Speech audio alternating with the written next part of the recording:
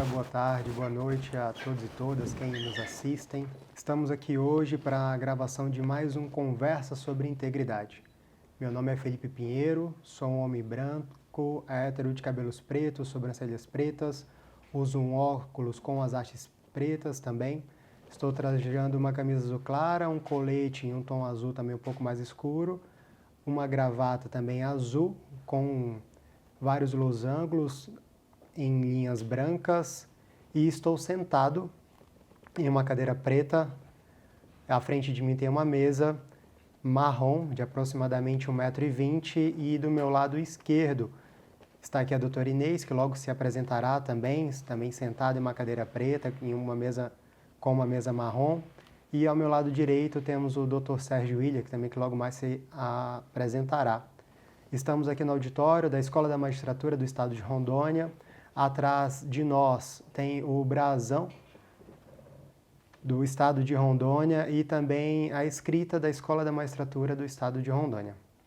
A gente agradece já quem está assistindo esse vídeo, não sabemos em qual momento, mas estamos hoje aqui para falar de um tema que é muito importante, que é a respeito das condutas dos agentes públicos durante o período eleitoral. Então eu passo a palavra agora para a doutora Inês, por gentileza. Fique à vontade, doutora. A gente já agradece também a presença da senhora. Obrigada. Olá. Sou mulher, branca, tenho cabelos cacheados na altura dos ombros. Estou usando um blazer azul marinho com listras, uma camisa na cor salmão, né? Mulher tem isso, né? Que dizem que a cor é salmão, não é rosa. Estou usando uma calça branca e como sapato aqui um escarpão. Obrigado, doutora. Muito bem-vinda novamente. Passando a palavra então para o doutor Sérgio, a gente também agradece já a participação do senhor. Doutor, por favor, fique à vontade. Eu que agradeço o convite. Meu nome é Sérgio William, sou homem, 62 anos, branco, de cabelos grisalhos, curtos, uso barba e também uso óculos. Obrigado, doutor Sérgio. Bom, então para começarmos, esta conversa a respeito da temática que já foi dita, e o tribunal, já toda a administração e na verdade toda a cúpula da nossa instituição se preocupa muito com a integridade como sendo um valor público e também um valor institucional desde os primórdios do nosso tribunal. E para o dia de hoje, para este momento, para esta conversa sobre integridade, a gente vai falar um pouco dessa relação das nossas condutas de agentes públicos administrativos e de maneira mais abrangente também, de modo geral, dentro desse período eleitoral. E antes de começar, talvez para sabermos, doutora Inês, doutor Sérgio, qual que é a relação que tem da justiça eleitoral com a justiça estadual? Eu, como cidadão, por vezes vejo algumas notícias que determinado juiz ou determinada juíza do Tribunal de Justiça foi então empossado como sendo juiz eleitoral ou uma juíza eleitoral. E para a gente explicar um pouco também para a sociedade como que acontece essa relação, é uma composição da justiça eleitoral. Então, doutora Inês, a senhora poderia falar um pouco a respeito disso, por favor? Sim, a Justiça Eleitoral ela não tem um quadro próprio de magistrados. Tem um quadro de servidores, mas de magistrados não. Então, há um rodízio na designação desses juízes eleitorais. Então, a cada 2 anos, há a escolha pelo tribunal daqueles magistrados ou magistradas que irão assumir o cargo de juiz eleitoral. Nós temos hoje, no estado de Rondônia, se não me engano, são 29 zonas eleitorais. Então, nós temos 29 juízes eleitorais. E além das zonas eleitorais, nós temos também a composição do Tribunal Regional Eleitoral de Rondônia, que é composto também por desembargadores e também juízes eleitorais do Tribunal de Justiça, da Justiça Federal e também do Ministério Público Federal. Inclusive, o doutor Sérgio aqui é membro atual, da atual gestão do Tribunal Regional Eleitoral. Obrigado, doutora Inês. Compreendi um pouco melhor de como que é essa composição, essa relação. Doutor Sérgio, o senhor como membro, o senhor fica designado exclusivamente para a Justiça Eleitoral ou permanece também na Justiça Estadual? Só para a gente fechar esse contexto, por favor. O juiz eleitoral ou membro da corte, ele não se desvincula das suas funções na magistratura estadual. Então ele continua trabalhando normalmente como juiz de direito ou desembargador e exerce também a sua função como juiz eleitoral. No meu caso, eu estou atuando na Corte Eleitoral. Ontem, por exemplo, foi um dia inteiro de atividades relacionadas ao TRE por conta do registro de candidaturas que encerrou-se ontem. Mas hoje já estou na VPEMA trabalhando, fazendo minhas funções como juiz de direito. Então, você acumula essas funções. E nessa acumulação você tem que ter, né, o controle para atender com adequação essas duas funções. Mas é um papel muito interessante. Eu acho que a experiência de você atuar na Justiça Eleitoral, ela te engrandece também. E nós temos em Rondônia um Tribunal de Justiça muito eficiente, que permite, né, que os seus membros atuem na Justiça Eleitoral. E o TRE também de Rondônia, ele também é bastante expressivo. Então, nós temos assim, bastante orgulho, tanto do Tribunal de Justiça quanto do próprio TRE. Obrigado, doutor Sérgio. Posso só complementar uma coisinha, uma informação que é importante, né? Porque nessa atividade de cumulação, durante esse período do pleito eleitoral, as demandas da Justiça Eleitoral têm prioridade. Então, muitas vezes, os juízes, né, na sua atuação diária no Tribunal de Justiça, se deparam com muitos pedidos urgentes, com outras demandas, mas nesse período próximo aí das eleições, a demanda eleitoral ela tem prioridade. Então, os juízes eleitorais precisam, ainda nessa acumulação, dar prioridade para as demandas eleitorais. Compreendido, doutor Ivan. Eu só vou destacar também, acho que é importante para informação, né? A Corte ela é formada por 7 juízes. E desses 7 juízes, 2 são desembargadores. Um dos desembargadores, ele é o presidente do Tribunal Regional Eleitoral. O outro assume a função de vice-presidente e corregedor do sistema eleitoral. Depois tem um juiz federal que compõe a Corte, 2 juízes de direito, no caso eu e a doutora Tânia, nessa atual composição. E tem também 2 advogados que são nomeados pelo presidente da República, que integram também a Corte Eleitoral. E esses 7 é que decidem todo a questão do encaminhamento das eleições a cada biênio. Excelente, doutor Sérgio. Bom, então, após essa aula prática, né, de direito eleitoral, praticamente, digamos assim, nós daremos seguimento à temática, lembrando que, olha que importante é essa relação, porque toda a integridade do Tribunal de Justiça do Estado de Rondônia, do Poder Judiciário do Estado de Rondônia, principalmente no âmbito da magistratura, né, com os seus magistrados, suas magistradas, impacta também na própria Justiça Eleitoral em si, por conta dessa composição, já ali resguardada pelo nosso Estado Democrático de Direito, né? Então, entrando um pouco mais nessa seara, no pleito eleitoral, como a doutora Inês muito bem colocou, nós temos uma lei, dentre várias outras que regem, que é a Lei das Eleições, muito expressiva também neste momento, que ela traz no artigo 73 algumas vedações aos agentes públicos. Então, aqui, a partir dessas vedações, a gente entra, de fato, no âmbito da integridade, né, para saber o que podemos fazer ou não fazer. Então, dentro dessas vedações, doutora Inês, a senhora poderia comentar um pouco de quais são essas vedações, do que a gente precisa ter maior atenção também durante este momento, por favor?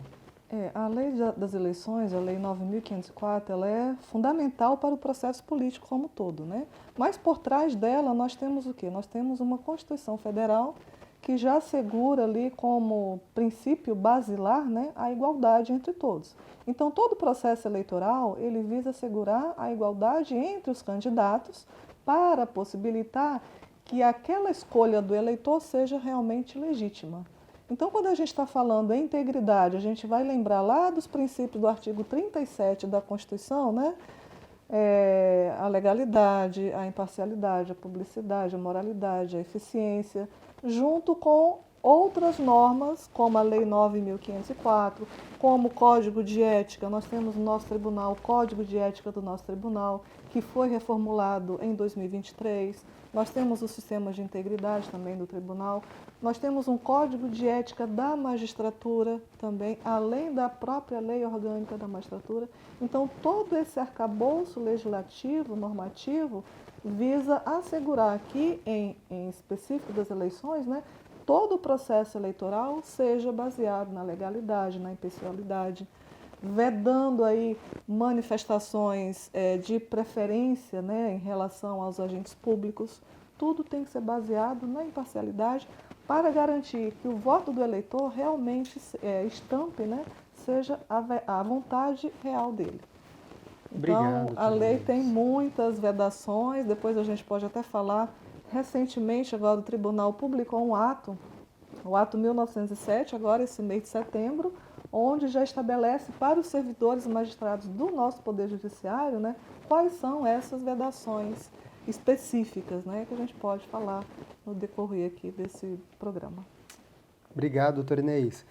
Nesse contexto, doutor Sérgio, né, até mesmo das vedações, e aí a doutora Inês muito bem expôs, né, todo esse arcabouço, toda essa sistemática que foi criada de fato, né, não só pelo Constituinte, mas pelo nosso Estado em si, para poder resguardar todo o processo eleitoral e a própria administração pública também em todas as suas atividades. Mas, doutora Inês, trouxe dois pontos que, se eu pudesse comentar a respeito, que é justamente do Código de Ética, que aí tem uma abrangência maior, mas a gente tem um Código de Ética também específico para a magistratura e algumas vedações específicas também, né, da magistratura.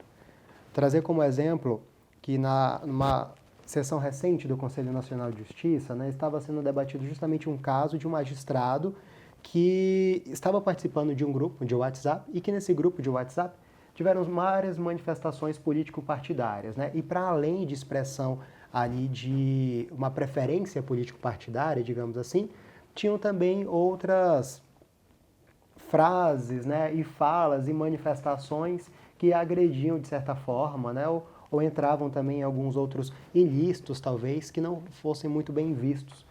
E a partir da conversa então, que foi tida nesse grupo, o Conselho Nacional de Justiça estava avaliando a conduta desse magistrado e o ministro Barroso comentou o seguinte, doutor Inês, de que é diferente estar no grupo de se manifestar no grupo, né? Então, inclusive o procedimento não foi aberto, né, por conta desse contexto, que o magistrado fazia parte do grupo, ele não se manifestou, não apoiou as condutas que estavam sendo ali colocadas, né, então, em favor de determinado segmento político. Nesse aspecto, doutor Sérgio, quais seriam essas vedações, como que se dá também essa manifestação em um instrumento que a gente está acostumado hoje aqui, que é principalmente o WhatsApp? Acho que é importante registrar que de todo cidadão se exige probidade. Mas em relação ao servidor público, isso é uma obrigação legal.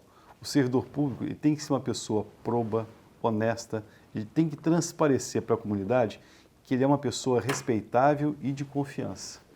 E nesse sentido, o comportamento dele vai ser sempre um comportamento visado pela população que observa.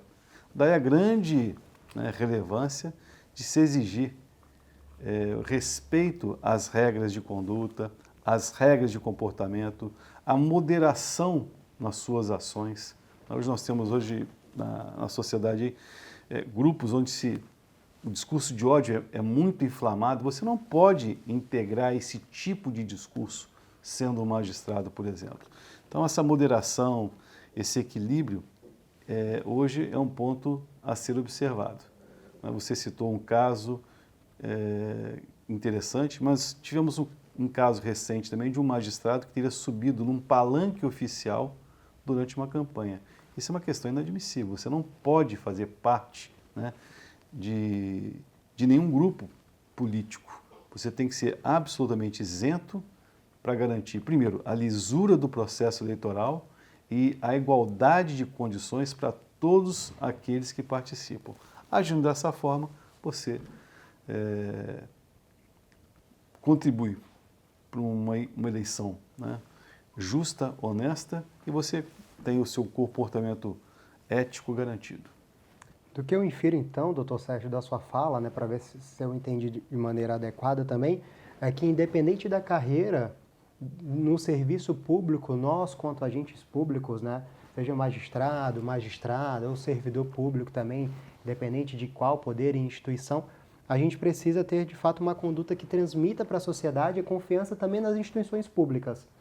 Em suma, foi um pouco disso que o senhor abordou? É exatamente isso. Acho que serve tanto para magistrado quanto para servidor, né? Você tem que, a todo tempo, lembrar que você representa a instituição, que a instituição ela não pode ter partido, nem interesses particulares, e dessa forma você, né, vai contribuir para esse processo eleitoral mais justo, mais honesto.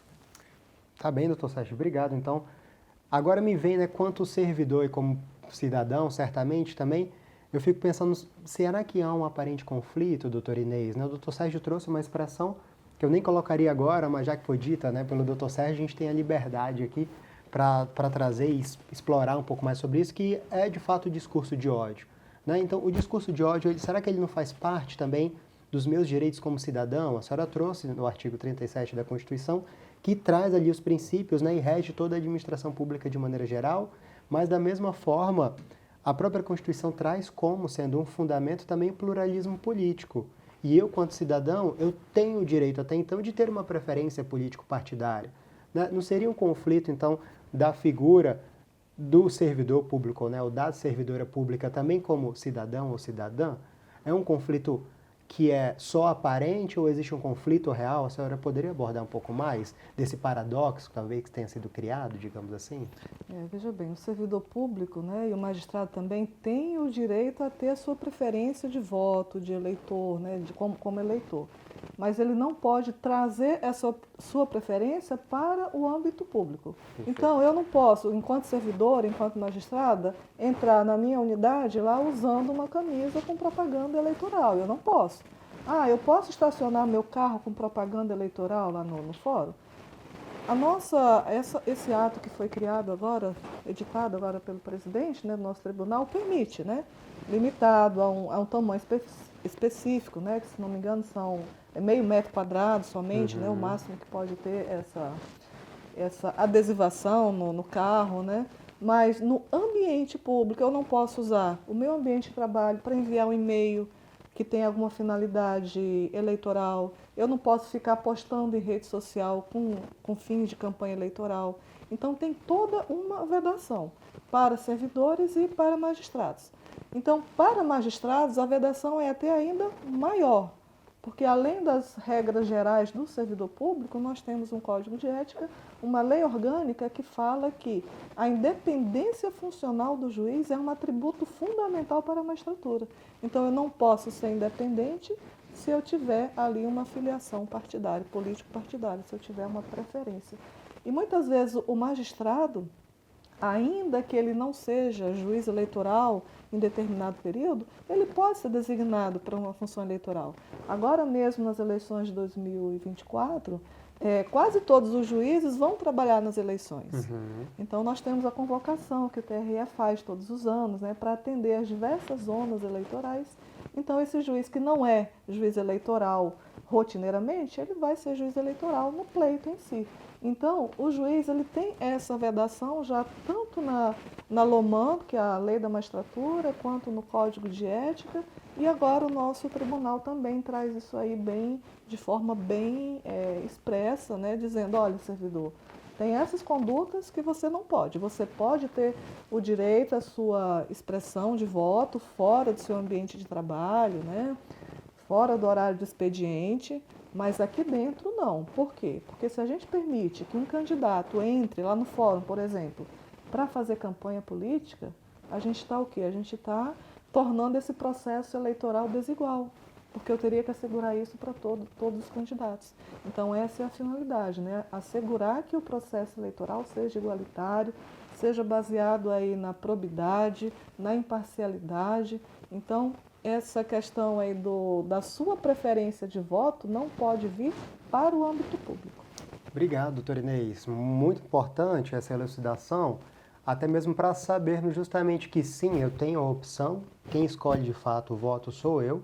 A depender do contexto, eu posso me manifestar, inclusive, né, pelo que eu estou entendendo da fala da senhora, mas a gente precisa respeitar os espaços das nossas instituições públicas, né, não só dentro de um olhar para nós mesmos, né, ou então para si próprio, né, mas pensando justamente no impacto que isso traz para a sociedade e para toda a isonomia do processo também, né, do que eu estou entendendo que a senhora abordou. Isso, exatamente. Obrigado, doutor Inês. Deixa eu fazer um acréscimo Por aqui, porque eu acho que é favor, importante, né? É um assunto muito rico. Por exemplo, a tal manifestação silenciosa, né? A lei admite. Mas, por exemplo, se eu ponho um carro aqui com a divulgação de um determinado candidato, eu faço isso isoladamente, é um aspecto. Se eu ponho 5, 6 carros idênticos um lado do outro, já muda a configuração, né? Então, tem que haver esse tipo de cautela.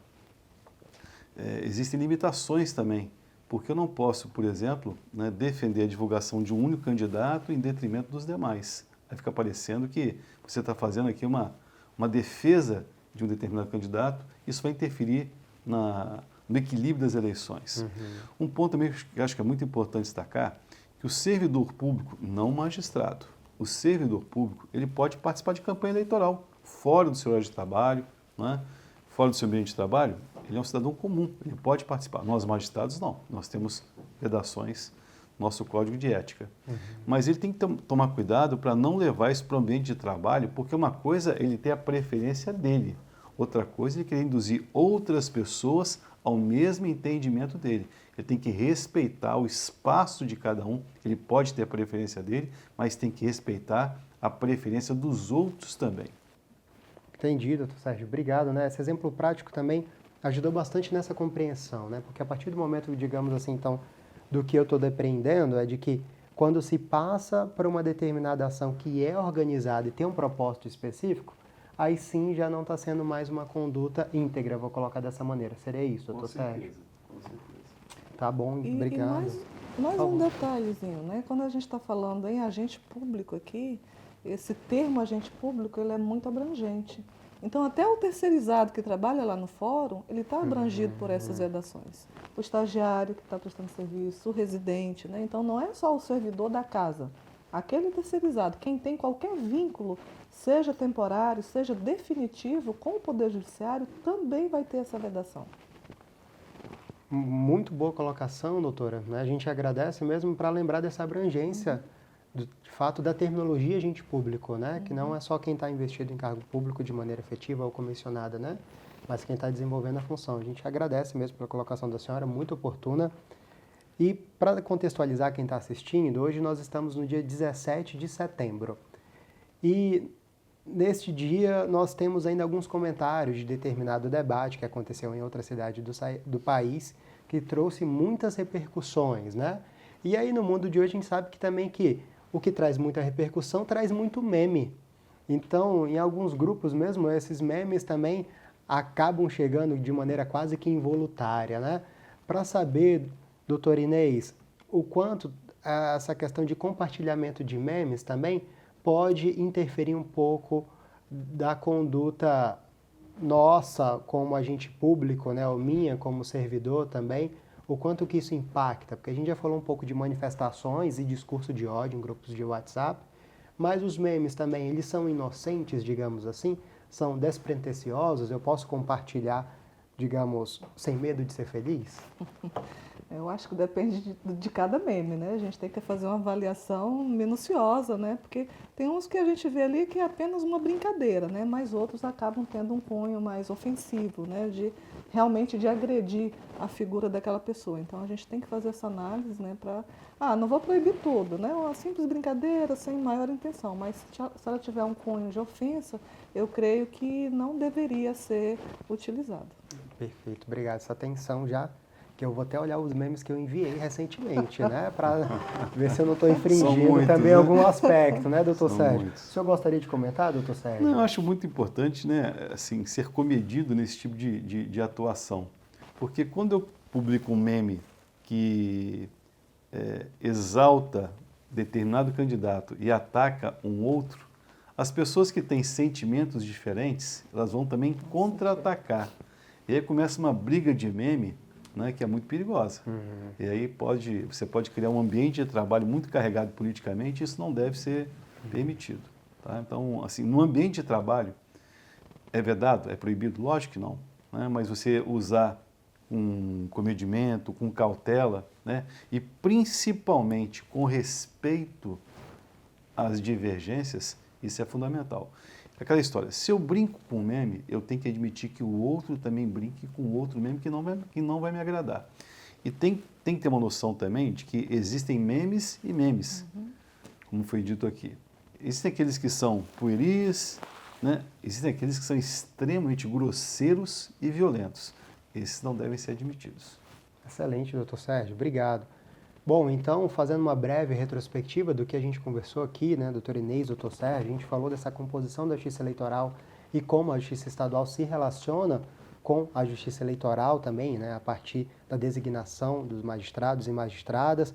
Comentamos também sobre as vedações, não só da lei das eleições, mas como a doutora Inês colocou, desse arcabouço jurídico normativo também, que traz algumas vedações específicas aos agentes públicos e até mesmo um ato recentemente publicado, né, ali assinado pelo nosso presidente, trazendo algumas condutas que nós devemos nos ater quanto servidores e servidoras, magistrados e magistradas, mas também colaboradores e colaboradoras do Poder Judiciário do Estado de Rondônia. Relembramos, né, alguns aspectos do pleito eleitoral, do que traz o Código de Ética também, não só da magistratura, mas quanto servidor também do Tribunal de Justiça. Tem um Código de Ética que diz respeito à minha atividade, e aí eu falo, né, as nossas atividades como servidores e servidoras. E além dessa atenção especial que tem que ser dada, que aí talvez seja aqui o ápice, né, do nosso diálogo, dessa nossa conversa sobre integridade, que é justamente o quanto a nossa conduta como agente público influencia na legitimidade, na confiabilidade, como o doutor Sérgio abordou, das nossas instituições perante a sociedade, né? Então, dentro dessa retrospectiva, doutora Inês, a senhora gostaria de ter uma fala final, por gentileza, algo mais a ser dito, ou então a ser corroborado, confirmado, ratificado? Por favor, fique à vontade. É que assim, não basta a gente ser probo, ser honesto, a gente tem que parecer honesto, né? Então, essa questão de você transparecer que você é isento eleitoralmente, né, que você não tem uma filiação político-partidária, é essencial para quem está no serviço público, seja servidor, magistrado, outros colaboradores. Então, isso legitima todo o trabalho que o Tribunal Regional Eleitoral e seus juízes eleitorais fazem para garantir que o voto do eleitor realmente seja um voto correto, né, seja digno daquilo, do pensamento que ele está exteriorizando ali pela eleição, né? Obrigado, doutor Inês. Excelente essa lembrança. Doutor Sérgio, as considerações finais do senhor? Acho que o doutor Inês colocou muito bem, né? O servidor público, como disse aqui, ele é bastante visado, ele tem uma representação social muito importante, então o comportamento ético e probo do servidor é uma condição essencial, né, para que continuemos essa relação servidor-sociedade. E nós temos que ter cautela nesse ambiente eleitoral, né, porque é um ambiente de paixão, mas principalmente, né, as eleições, elas coroam um processo democrático de escolha e de renovação. Então, eu posso ter minhas preferências, mas eu tenho que respeitar também as preferências alheias. E saber, né, que se aquele meu candidato que eu defendia ou que eu tinha uma admiração maior não foi eleito, isso não quer dizer que mais adiante não possa ter esse pleito alcançado. O importante é que o processo para a escolha desse candidato seja um processo correto, com lisura, né, com equilíbrio. Nós vamos ter um processo democrático bastante equilibrado e eficiente. Excelente, doutor Sérgio. A gente agradece, então nós agradecemos mais uma vez, doutor Inês, pela participação, doutor Sérgio também. E eu creio que a reflexão que fica para todos nós, servidores e servidoras, é o quanto o meme que a gente envia impacta a democracia, né? Talvez seja um pouco desse raciocínio também para a gente ter antes de encaminhar ou repassar qualquer coisa que nos chega ao celular. Pessoal, nós agradecemos e o Poder Judiciário do Estado de Rondônia seguirá com essa série um pouco mais adiante e sempre fomentando a integridade, não só para quem está dentro do Judiciário, mas também para toda a população. Doutor Inês, doutor Sérgio, nosso muito obrigado. Muito obrigado, um grande prazer. Agradeço também o convite. Muito bom.